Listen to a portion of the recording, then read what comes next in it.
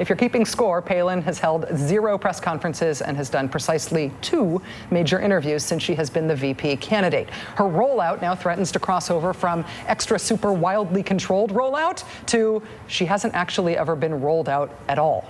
Are we just supposed to take it on faith in John McCain's good judgment that she is who we want as vice president? What are they hiding her for? Joining us now, NBC's chief foreign affairs correspondent, Andrea Mitchell. Andrea, thanks for joining us. That's my pleasure. Good to see you, Rachel. Thanks. You have covered these sorts of high-level meetings with foreign dignitaries. Getting at least one editorial staff member in the room to represent the entire network is standard practice, right?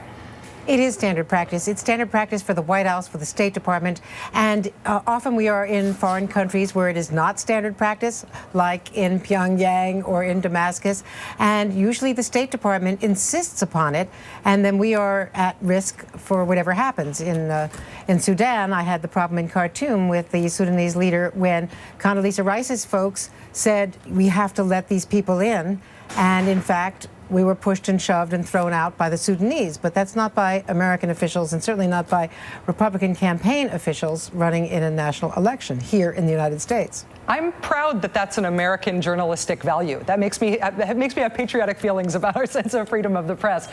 Are you heartened, encouraged, proud to see the press stand up to the McCain and Palin campaign today and say, we're not going to compromise our standards?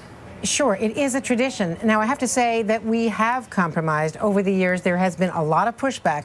When I first started covering the White House back in, the Stone Age, all networks were permitted, and there were only 3 networks back then. It was pre-cable. All networks were permitted in for every photo opportunity. And so you would have 3 of us in the Oval Office with Ronald Reagan, or even in the earliest days with Bush 41.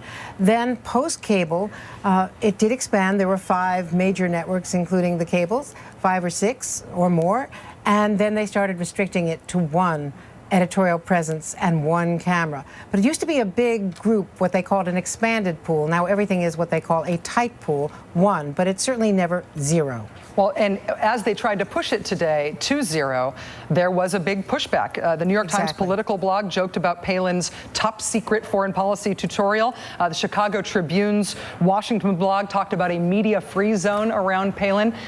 Is today's burst of attention sort of the culmination of a long, simmering, poor relationship between the press and the McCain and Palin campaign? Or is this a brand new fight just sparked by this one confrontation today? Well, it's a trend, and it is a trend that I don't think the press will necessarily win, because they have made us the issue. And so far, whenever it's the media versus Sarah Palin, the popularity, the reach of Sarah Palin over our heads, around us, is what really resonates mostly with the voters. That's certainly what we've been seeing out on the trail.